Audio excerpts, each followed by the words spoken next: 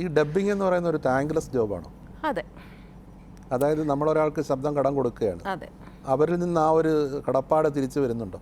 Dubbing എന്ന് പറയുന്ന സത്യത്തിൽ സിനിമയുടെ ഒരു രഹസ്യമാണ് ഡബ്ബിംഗ് എന്ന് പറയുന്നത്.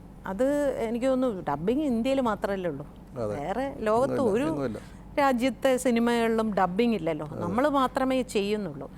അതുകൊണ്ട് തന്നെ ഇവിടെ മമ്മൂക്ക ഒരിക്കൽ പറഞ്ഞിരുന്നു, ഒരിക്കലും ഡബ്ബിംഗ് ഇങ്ങനെ പുറത്താവാൻ പാടില്ലായിരുന്നു, ഡബ്ബിംഗ് സ്വകാര്യമായി തന്നെ വെക്കണമായിരുന്നു. അതുകൊണ്ട് നമ്മുടെ ഇവിടെ എപ്പോഴും ഒരു സിനിമ അഭിനയിച്ചാൽ, ഒരു നടി അല്ലെങ്കിൽ ഒരു നടൻ അഭിനയിച്ചാൽ അതിൽ മറ്റൊരാളുടെ പങ്ക് കൂടി ഉണ്ടെങ്കിൽ, as A dubbing artist male or female, അവരുടെ പങ്ക് കൂടി ഉണ്ടെങ്കിൽ 50-50 ആവുന്നുള്ളൂ. 50% അവരുടെ ആ 50% ഒരാൾക്ക് അതിൻ്റെ ക്രെഡിറ്റ് കൊടുക്കാൻ ഒരിക്കലും ഒരു നടനും ഒരു നടിയും തയ്യാറാവില്ല.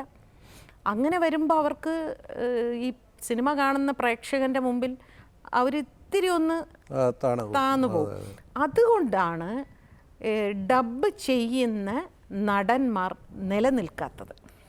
നടികളുമായി താരതമ്യപ്പെടുത്തുമ്പോൾ നടന്മാർ, കാരണം ഇവിടെ എപ്പോഴും ഏത് ഭാഷയിലെ ഇന്ത്യൻ സിനിമയിലും ഈ സ്റ്റാർ വാല്യൂ എന്ന് പറയുന്നത് നടന്മാർക്കാണ്, നടികൾക്കല്ല.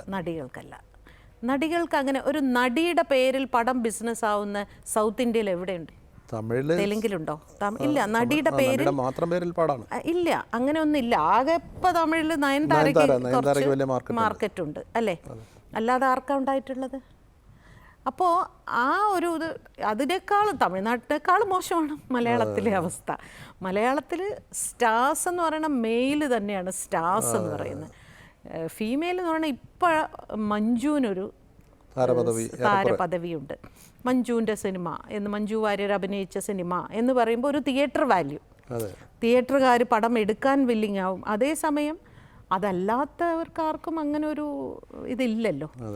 അപ്പോൾ അങ്ങനെയുള്ള ആണുങ്ങൾ, ഇപ്പം നമ്മൾ നടൻ ശങ്കർ നോക്കൂ, മോഹൻലാലിൻ്റെ ഒപ്പം വന്ന ഒരു ആക്ടറാണ്. ഒരുപാട് അന്ന് അദ്ദേഹം വലിയ സ്റ്റാറായി ഒരുപാട് ഹിറ്റ് സിനിമ ചെയ്തിട്ടുള്ള, പക്ഷേ പുള്ളിക്ക് 2 ലാംഗ്വേജിലും ഡബ്ബിംഗ് ആയിരുന്നു. അങ്ങനെ വന്നപ്പോൾ ഈ ഡബ്ബിംഗ് എന്ന് പറയുമ്പോൾ എന്താ പറ്റുന്നത്, അത് സംഭവിക്കുന്നത് എന്താ അറിയോ? ഒരു നടന് വോയിസ് കൊടുക്കുന്ന ഡബ്ബിംഗ് ആർട്ടിസ്റ്റ് ആ നടന് വേണ്ടി മാത്രമല്ല ഡബ്ബ് ചെയ്യുന്നത്, മറ്റു പലർക്കും ഡബ്ബ് ചെയ്യുന്നുണ്ട്. അപ്പം നടൻ്റെതായിട്ടുള്ള ഒരു സ്റ്റൈലില്ലേ, ഒരു ഓൺ സ്റ്റൈൽ. ഇപ്പം മമ്മൂട്ടിക്ക് ഒരു ഓൺ സ്റ്റൈലുണ്ട്, മോഹൻലാലിന് ഒരു ഓൺ സ്റ്റൈൽ, അങ്ങനെ എല്ലാവർക്കും ഉണ്ട്. ഓൺ വോയിസ് കൊടുക്കുന്ന എല്ലാ ആക്ടേഴ്സിനും ഉണ്ട്. അതുകൊണ്ടാണ് അവരെ മിമിക്രി താരങ്ങൾ മിമിക്രി ചെയ്യാൻ പറ്റുന്നത്. ഒരിക്കലും ഡബ്ബ് ചെയ്യുന്ന ഒരാളെ മിമിക്രിക്കാർ കോപ്പി ചെയ്യാൻ പറ്റില്ല. കാരണം നമ്മൾ 15 പേര് 20 പേര് 30 പേർക്കൊക്കെ ഡബ്ബ് ചെയ്തുകൊണ്ടിരിക്കുക. ഇപ്പം ഞാൻ ഒരു നായികയ്ക്ക് മാത്രം ഡബ്ബ് ചെയ്തുകൊണ്ടിരുന്നാൽ പറ്റില്ലല്ലോ, ഞാൻ പലർക്ക് വേണ്ടിയും ഡബ്ബ് ചെയ്യും. അപ്പം എന്ത് പറ്റും, ഈ നടൻ നിലനിൽക്കാൻ ബുദ്ധിമുട്ടാണ്. റഹ്മാൻ, ഇപ്പോഴാണ് റഹ്മാൻ സ്വന്തമായിട്ട് ഡബ്ബ് ചെയ്ത് തുടങ്ങിയത് അല്ലേ? അതുവരെ റഹ്മാന് ഡബ്ബിംഗ് ആയിരുന്നു. ഹീറോ ആയിട്ട് അഭിനയിക്കുന്ന സമയത്തെല്ലാം ഡബ്ബിംഗ് ആയിരുന്നു, എല്ലാ ലാംഗ്വേജിലും. ശങ്കർ, റഹ്മാൻ, അതുപോലെ മുമ്പ് ക്യാപ്റ്റൻ രാജുവിന് ഡബ്ബിംഗ് ആയിരുന്നു. അങ്ങനെ ഒരുപാട് പേരുണ്ട്. അപ്പം അതുകൊണ്ട് ആക്ടേഴ്സ് ഒരിക്കലും ഡബ്ബിംഗ് ആളുകളെ അങ്ങനെ അങ്ങോട്ട് ചൂസ് ചെയ്യില്ല.